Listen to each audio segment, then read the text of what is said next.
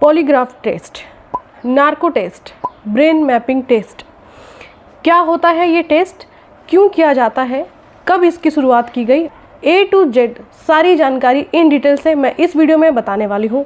उसके पहले कि अगर आप चैनल पे पहली बार विजिट कर रहे हैं तो मेरे चैनल के साथ आज ही जुड़ जाएं। तो जैसा कि आज कई दिनों से कई केसेस ऐसे आ रहे हैं जिसमें कि काफ़ी अपराध की जो संख्या है वो बढ़ती जा रही है। अगर इतने अपराध की संख्या बढ़ रही है, हमारे समाज में हमारे इर्द गिर्द इतने अपराधी हैं, तो कैसे हमें ये पता लगे कि कौन है अपराधी, किसने किस तरीके का अपराध किया है। तो इसी को फाइंड आउट करने के लिए कुछ ऐसे टेस्ट बनाए गए हैं जिसे हम आज इन डिटेल से पढ़ने वाले हैं कि वो कौन से टेस्ट हैं और कितने हद तक वो आरोपी को ढूंढने में मदद करते हैं। चलिए जानते हैं इन डिटेल से। सबसे पहले मैं बताऊंगी पॉलीग्राफ। पॉलीग्राफ क्या होता है? फ्रेंड्स, आज के समय में जहाँ पे लोग आपकी, हमारी और अपने माँ की कसम खाने में भी टाइम नहीं लगाते हैं, मेरी कसम तू बिलीव कर ले, माँ कसम तू बिलीव कर ले, तो ऐसे समय में किसी से सच उगलवाना क्या इतना आसान है? और वो भी तब जब किसी ने अपराध किया है और उसे ये पता है कि उसके अपराध की सज़ा हमारे कॉन्स्टिट्यूशन में यानी हमारे संविधान में कितनी बड़ी है, तो क्या वो अपना अपराध कबूल कर सकता है? नहीं। तो फिर कैसे हम उस इन्वेस्टिगेशन तक पहुँचें कि यही अपराधी है और इसने ही अपराध किया? सबसे पहले तो ये समझने की चीज़ होती है कि केस कहाँ का है, सुप्रीम कोर्ट का है या हाई कोर्ट का है। सुप्रीम कोर्ट या हाई कोर्ट दोनों में से भी केस कहीं का भी हो, वहाँ से हमें ये परमिशन लेना होता है। यानी जो क्रिमिनोलॉजिस्ट है यानी जो कानून है वो परमिशन लेता है कि हमें इस अपराधी को पकड़ने के लिए या हमें इस केस का इन्वेस्टिगेशन करने के लिए हमें नार्को टेस्ट कराना है। तो सबसे पहले कोर्ट से कानून परमिशन लेती है। अगर वहाँ से परमिशन मिल जाता है तो फिर जिस पे ये टेस्ट करना है, चाहे वो पॉलीग्राफ टेस्ट हो, चाहे वो नार्को टेस्ट हो, चाहे वो ब्रेन मैपिंग टेस्ट हो, इसमें हम जो अपराधी है उसकी हमें परमिशन लेनी होती है। अगर उसने कंसर्न दिया है तो ये टेस्ट आगे बढ़ता है। अब यह है सच कैसे जाने। कोई भी गलती करके, छोटी मोटी गलती करके ये तो कबूलता नहीं है कि वो गलती उसने की है। तो यहाँ पे अगर कोई मर्डर केस है, यहाँ पे अगर कोई रेपिस्ट है, किसी ने किसी का रेप किया है, गैंग रेप किया है, तो वो कैसे कबूल सकता है? नहीं कबूल कर सकता, क्योंकि उसे पता है उसकी सज़ा बहुत बड़ी होने वाली है। सच उगलवाना, सच सुनना आज के टाइम में बिल्कुल ख़त्म हो गया है। और जहाँ पे पुलिस को एक दिन में 100 केसेस के इन्वेस्टिगेशन करने होते हैं, 100 केसेस को क्लोज करने होते हैं, उनके ऊपर यानी कि कानून या हमारे पुलिस के ऊपर भी एक बहुत बड़ा प्रेशर होता है। तो इस जद्दोजहद में पुलिस को एक अपराधी को उसके अपराध की सज़ा दे और जो इसमें मासूम है या जो इसमें इन्वॉल्व नहीं है उनको दरकिनार करे, ये उनके लिए एक बहुत बड़ा टास्क होता है। तो इन्हीं सबको मद्देनज़र रखते हुए हमारे कॉन्स्टिट्यूशन में कुछ ऐसे रूल्स बने हैं कि हम कुछ ऐसे टेस्ट करके अपराधी को पकड़ सकें। तो उसी में एक टेस्ट है पॉलीग्राफ। 19वीं सेंचुरी में polygraph, narcotic test, brain mapping test की खोज की गई थी। ये किस प्रिंसिपल पे काम करता है? Deception, detection and technique. Deception, detection, technique को अगर हम समझें तो डिसेप्शन मतलब होता है धोखा, डिटेक्शन मतलब होता है पहचान करना, और टेक्निक तो आप सभी जानते हैं। तो धोखा करने वाले की पहचान करना ही कहलाता है पॉलीग्राफ। अब अगर हम पॉलीग्राफ को एक नॉर्मल लैंग्वेज में समझें तो ये होता है लाई डिटेक्टर मशीन। अगर हम इसे हिंदी में समझें तो ये होता है झूठ पकड़ने की मशीन। अब ये करती कैसे है? दरअसल मैंने बताया कि इसका जो प्रिंसिपल है वो एक साइकोसोमैटिक पे काम करता है। जब हम साइकेट्रिक पढ़ते हैं तो साइकेट्रिक में एक वर्ड होता है साइकोसोमैटिक। अब ये होता क्या है? साइकोसोमैटिक का मतलब है कि साइको मतलब हमने अपने ब्रेन में कोई चीज़ सोचा, और सोमैटिक मतलब वो जो ब्रेन में सोचा, हमारी जो बॉडी लैंग्वेज है या हमारा जो बॉडी है वो उसके साथ ही ढल गया है। तो साइकोसोमैटिक प्रिंसिपल पे ये काम करती है। अब आप एक इमेज देख पा रहे हैं, ये जो मैन है इन्होंने ही इस टेस्ट की खोज की थी और इन्होंने ही इसको नाम दिया पॉलीग्राफ। तो अब हम जान गए कि पॉलीग्राफ होता क्या है। अब हम ये जानते हैं कि ये करते कैसे हैं। एक इमेज देख पा रहे हो, उसमें आपको दिख रहा होगा कि फिंगर में कुछ इलेक्ट्रोड्स लगे हुए हैं। ये जो फिंगर में इलेक्ट्रोड्स लगे हैं ये करते क्या हैं? हमारे शरीर में जब कोई हलचल होती है या जब हम कुछ सोच रहे होते हैं, मतलब अलग से अगर कोई चीज़ वेव जनरेट हो रही है हमारे माइंड में, तो हमारे स्किन में जो इम्पल्सेस हैं उनको ये इलेक्ट्रोड बड़े ही बारीकी से फाइंड आउट कर लेती है। एंड उसके बाद आप देख रहे हैं कि एब्डोमेन पे एक बेल्ट बंधा हुआ है। ये क्या होता है? ये न्यूमोनिक ट्यूब होता है। अब ये न्यूमोनिक ट्यूब क्या करता है? कभी भी आपने देखा होगा अगर बहुत बड़े लेवल का झूठ है तो उस टाइम पे उसकी जो ब्रीदिंग पैटर्न है यानी कि ब्रीदिंग कैपेसिटी है वो थोड़ी सी बढ़ जाती है, ब्रीदिंग फास्ट होती है, ठीक है। तो ये ब्रीदिंग स्पीड को फाइंड आउट कर लेती है। ओके, एंड एक बीपी कफ भी लगाते हैं जो आप बाजू में देख पा रहे होगे। ये बीपी कफ करता ये है कि जब कोई जरा सा हलचल बॉडी में हो जाए, जब जरा सा कोई मनगढ़ंत कहानी सुनाना चाहे या असहज महसूस करेगा तो क्या करेगा, उसका बीपी फ्लक्चुएट होगा। तो ये एक ग्राफ भी दर्शाता है जिसमें कि बीपी फ्लक्चुएट होता है। एंड हमारा नेक्स्ट पॉइंट होता है क्या है, सिटिंग चेयर। ये कोई नॉर्मल चेयर नहीं है जिसमें आपको लग रहा होगा कि पर्सन बैठा हुआ है बड़े रिलैक्स होकर, ऐसा नहीं है। ये एक चेयर है और वो चेयर भी एक हाई क्वालिटी की एक्टिविटीज़ है पर्सन की, उसको रिकॉर्ड करता है। उसको क्या करता है, जैसे अगर असहजता है उसके अंदर झूठ बोलते वक्त, आई कांटेक्ट नहीं हो रही है, ऐसा कुछ जो भी असहजता है वो चेयर क्या करता है, उसको फाइंड आउट कर लेता है। अब ये सारी चीज़ें तो हो रही हैं। अब आप सोच रहे होंगे कि ये कैसे फाइंड आउट करते हैं, ये होता कहाँ है।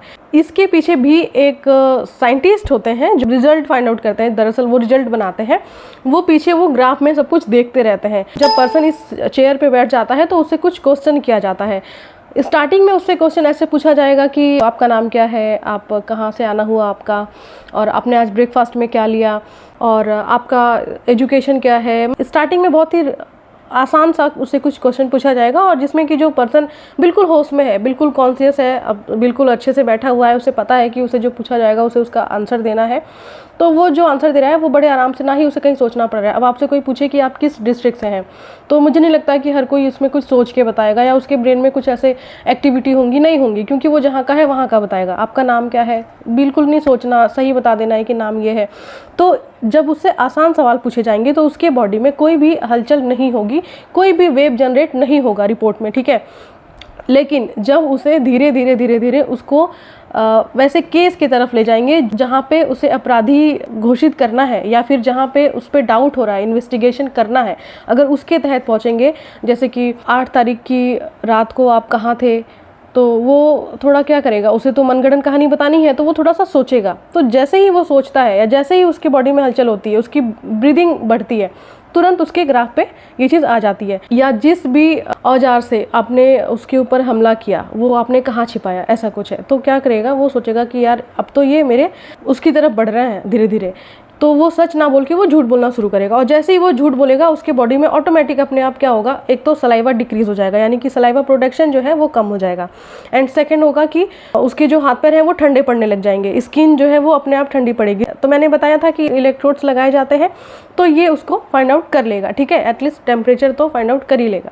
तो धीरे धीरे क्या करेगा, जब वो अपने आप उस मिस्ट्री के अंदर जब वो जाता जाएगा तो ऑब्वियसली उसके साथ क्या है, हाथ पैर ठंडे पड़ेंगे और वो नॉर्मल होता है हर पर्सन के साथ, वो चीज़ होने लग जाएगा।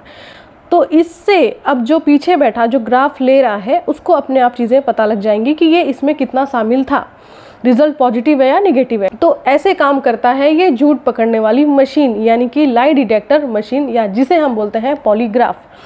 तो आई होप यहाँ तक आप समझ गए होंगे कि पॉलीग्राफ क्या होता है। अगर मैं कहूँ कि जो अपराध कर रहा है वो अपराधी अपने काम में बहुत माहिर है, पर उस माहिर अपराधी को इस मशीन के बारे में भी सब कुछ पता है कि कब कहाँ पे पीक जाता है, कब कहाँ पे लो जाता है, और वो बड़े ही आराम से, बड़े ही शातिर तरीके से बैठा है। अब अगर कोई झूठ बोलने पे आ ही जाए, अगर कोई जिद पे आ ही जाए कि उसे झूठ बोलना है, उससे हर किसी के आंखों में धूल झोंकना है, तो ये मशीन क्या वहाँ तक पकड़ पाएगी? नहीं पकड़ पाएगी। कई बार क्या होता है, इस जो टेस्ट में भी कुछ रिजल्ट जो है वो निगेटिव और पॉजिटिव, कई लोगों के जो अपराधी नहीं है उनमें भी ये पॉजिटिव आ जाती है, और कुछ ऐसे हैं जो अपराधी हैं उनमें भी निगेटिव आ जाती है। ऐसा क्यों होता है? देखिए, जो बहुत मासूम लोग हैं ना, अक्सर उनमें भी ऐसा होता है कि जब आप कुछ क्वेश्चन ऐसा करेंगे तो कई बार वो भी नर्वस हो जाते हैं और मशीन में ऐसा पॉजिटिव आ जाता है। बट कई बार क्या है, जो बहुत ज़्यादा माहिर हैं, अपराधी हैं, वो तो अपराध करते भी हैं पर अपने आप को इस तरीके से निकाल लेते हैं क्योंकि उनको एक्सपीरियंस होता है, क्योंकि वो इन चीज़ों में माहिर है, ठीक है, तो उनमें रिजल्ट निगेटिव आ जाता है। अब हमारे कॉन्स्टिट्यूशन में ये कहा गया है कि अपराधी को उसकी सज़ा मिलनी चाहिए और जो बेगुनाह है उसको रिहाई मिलनी चाहिए। तो ऐसे में जो हमारा कानून है, जो कॉन्स्टिट्यूशन है, वो सज़ा सुनाने में गलत भी हो सकती है।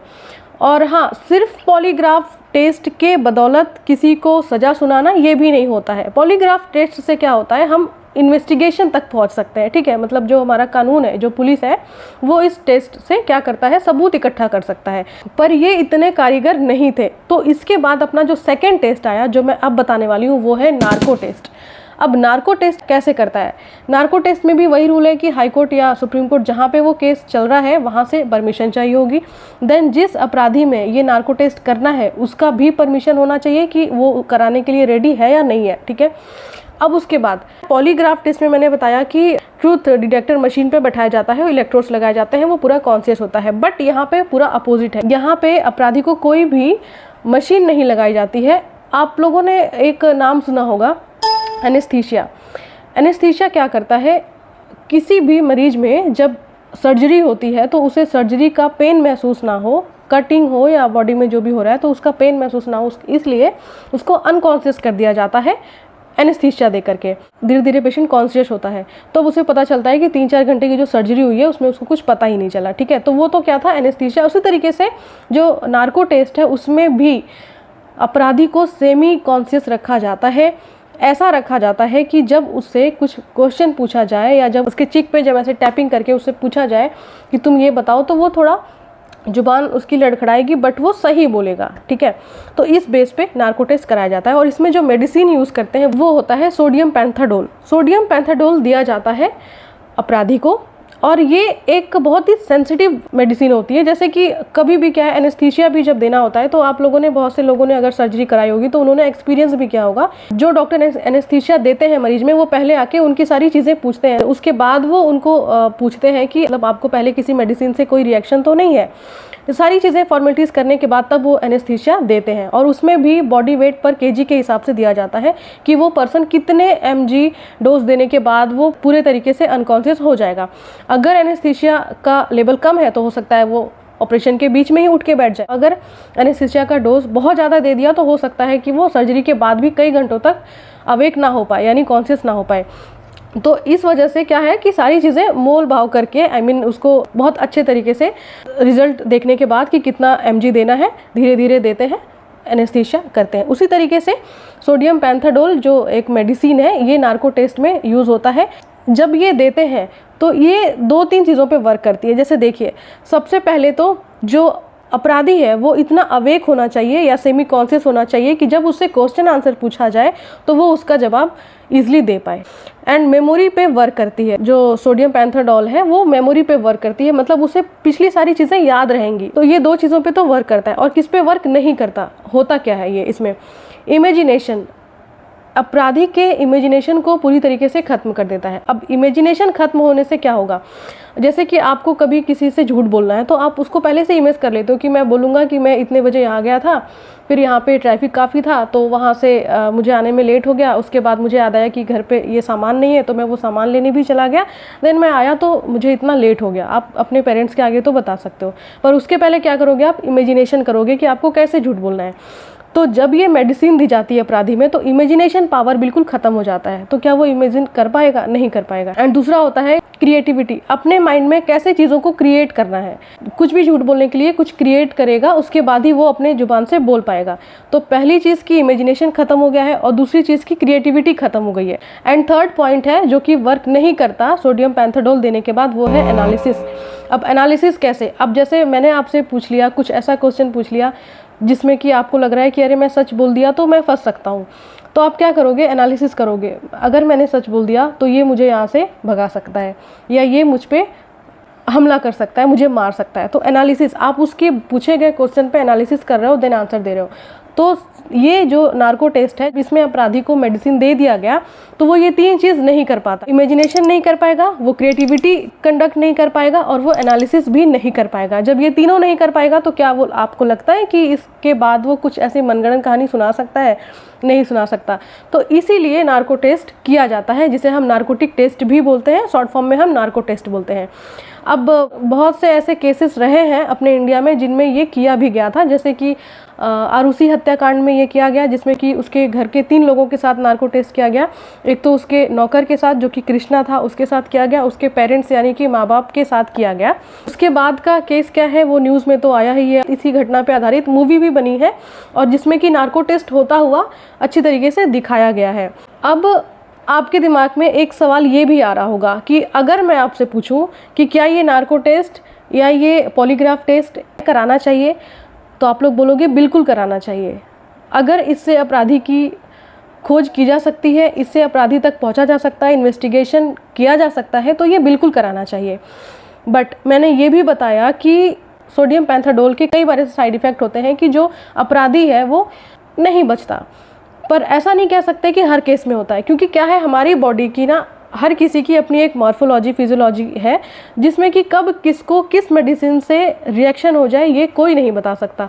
तो क्या पता कि किसी अपराधी में अगर सोडियम पैंथाडोल से रिएक्शन हो ही जाए और वो डेथ कर जाए, तो फिर तो ये केस सॉल्व होने के बजाय और ज़्यादा कॉम्प्लिकेटेड हो जाएगी। ठीक है, तो जब मैं बात करूंगी दूसरों की कि उनमें नार्को टेस्ट कराना चाहिए, तो ऑफकोर्स आप सभी के माइंड में आएगा कि बिल्कुल कराना चाहिए। बट मैं ये कहूँ कि अगर कभी हम किसी ऐसे केस में उलझ गए हैं जिसमें कि हम शामिल तो नहीं थे, पर उस वारदात पे हम प्रेजेंट थे, और कई बार इन्वेस्टिगेशन के लिए अगर कानून या पुलिस जो है हमें ले अगर नार्को टेस्ट के लिए, तो शायद हमारा आंसर होगा कि नहीं।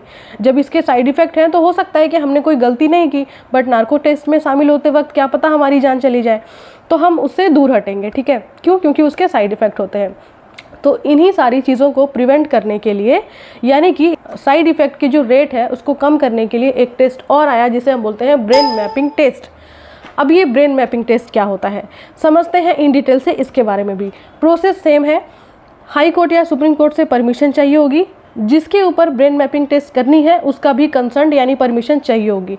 देन हमें करना ये होता है, जैसे आप लोगों ने सुना होगा कि EEG इलेक्ट्रोइंसेफेलोग्राफी, जब इंसेफेलो की बात आती है तो इट मीन्स कि हम ब्रेन की बात कर रहे हैं। ठीक है, ECG इलेक्ट्रोकार्डियोग्राफी, और जब कार्डियो की बात आती है तो इट मीन्स हम हार्ट से रिलेटेड बात कर रहे हैं। तो ये दोनों टेस्ट क्या करते हैं, एक तो ECG क्या करता है, हमारे हार्ट के इलेक्ट्रिकल कंडक्शन सिस्टम यानी कि जो इलेक्ट्रिकल इम्पल्सेज हैं उनको एक ग्राफ में दर्शाता है, और जो EEG यानी इलेक्ट्रोइंसेफेलोग्राफी है वो हमारे ब्रेन में जो एक्टिविटीज़ हो रही हैं, बेसिकली जो हमारे इलेक्ट्रिकल एक्टिविटीज़ हो रही हैं उनको एक ग्राफ पे दर्शाता है।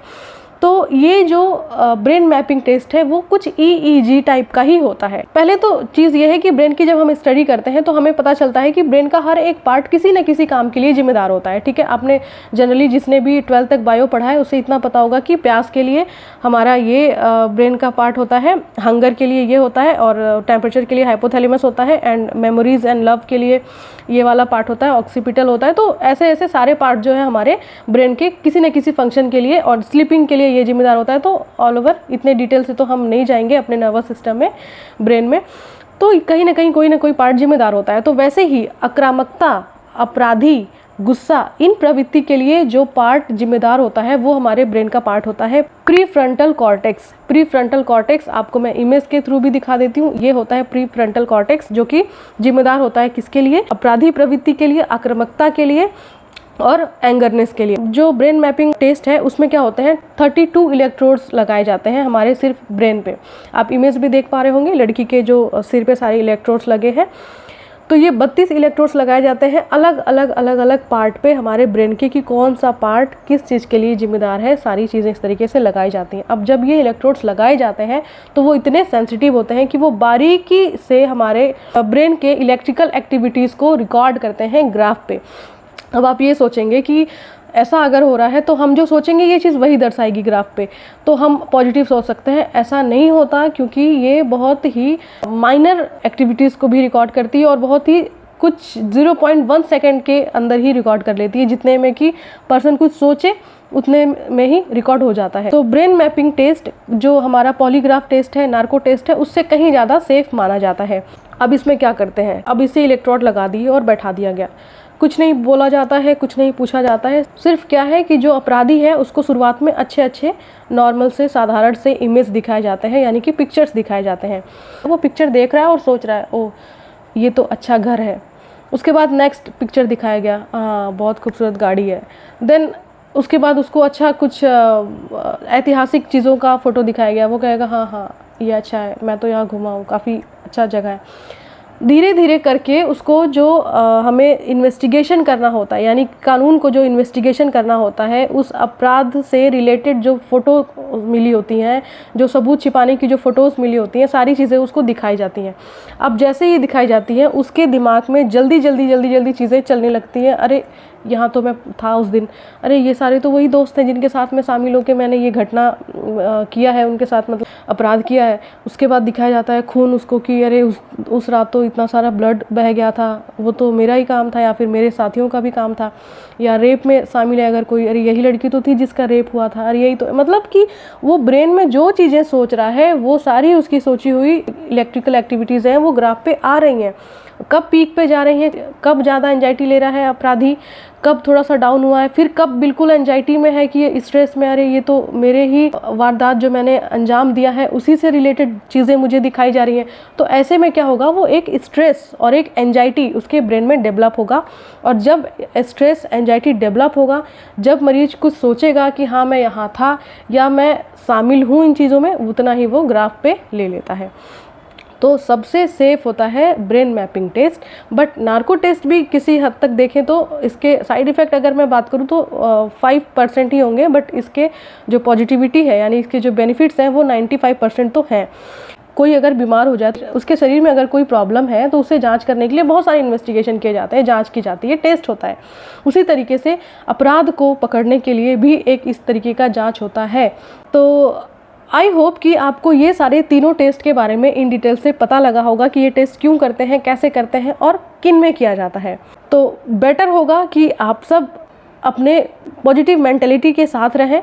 तो ये चीज़ें कानून जो है वो अपराधियों में करता है, तो अपराधी प्रवृत्ति के ना बने, सही रहें, अच्छे हेल्दी ब्रेन के साथ रहें और आसपास के एनवायरनमेंट को भी हेल्दी रखें। अब आप लोगों के माइंड में एक सवाल तो ये आ ही रहा होगा कि अगर हमें हाई कोर्ट से परमिशन चाहिए होता है इस टेस्ट के लिए, प्लस जो अपराधी है उससे भी परमिशन चाहिए होता है, कंसर्न चाहिए होता है कि हाँ मैं रेडी हूँ इस टेस्ट के लिए, तो सवाल यहाँ पे ये है कि कोई अपराधी ये टेस्ट के लिए परमिशन ही क्यों दे, राजी ही क्यों हो। तो उसके पीछे रीज़न ये है कि जब किसी भी पुलिस को या कह सकते हैं कानून को अगर ये शक होता है कि तो ये जब कांड हो रहा था तो उसमें ये पर्सन शामिल था या ये अपराधी है, तो वो क्या करती है कि या तो पुलिस रिमांड पे लेती है या फिर उसे 3rd डिग्री टॉर्चर के लिए लेती है। अगर पुलिस रिमांड में ली है तो याद होगा आपको, वहीं पे गाड़ी पलटी थी पुलिस रिमांड में ही, तो वो पुलिस फिर अपने हिसाब से कैसे चीज़ों को उगलवाता है, चाहे उसे मार के उगलवाए, चाहे उसके ऊपर गर्म पानी फेंक करके, ऊपर ये पुलिस रिमांड में लेने का पुलिस को पूरा हक होता है, कोर्ट से परमिशन मिल जाती है। तो बहुत सारे अपराधी 3rd डिग्री टॉर्चर से बचने के लिए या पुलिस रिमांड में जाने से बचने के लिए अगर उनके पास ऐसा ऑप्शन रखा जाता है कि हम इस अपराधी का नार्को टेस्ट करेंगे, पॉलीग्राफ टेस्ट करेंगे या ब्रेन मैपिंग टेस्ट करेंगे, तो वो इस चीज़ के लिए हाँ कर देते हैं। तो इसीलिए कोई भी अपराधी इस टेस्ट के लिए परमिट करता है और कंसर्न साइन करता है। आई होप ये छोटी सी जानकारी आपको अच्छी लगी होगी। जो इस दौरान काफ़ी अपराधी प्रवृत्ति बढ़ रही है, हमारे सामने भी बहुत सारे ऐसे केस आ रहे हैं, उसमें आपको ये पता करने में आसान हो कि नार्को टेस्ट क्या होता है और कैसे अपराधियों की खोज की जाती है। ठीक है, ऐसे ही और कई इम्पोर्टेंट वीडियोज़ के साथ, इम्पोर्टेंट जानकारी के साथ मैं आती रहूँगी अपने इस चैनल पे। अगर आपके कोई डाउट्स रह जाते हैं तो आप मुझे कमेंट करके भी पूछ सकते हैं। तो अभी के लिए सिर्फ इतना ही, फिर मिलेंगे ऐसे ही इम्पोर्टेंट टॉपिक के साथ। तब तक के लिए टेक केयर, बाय बाय।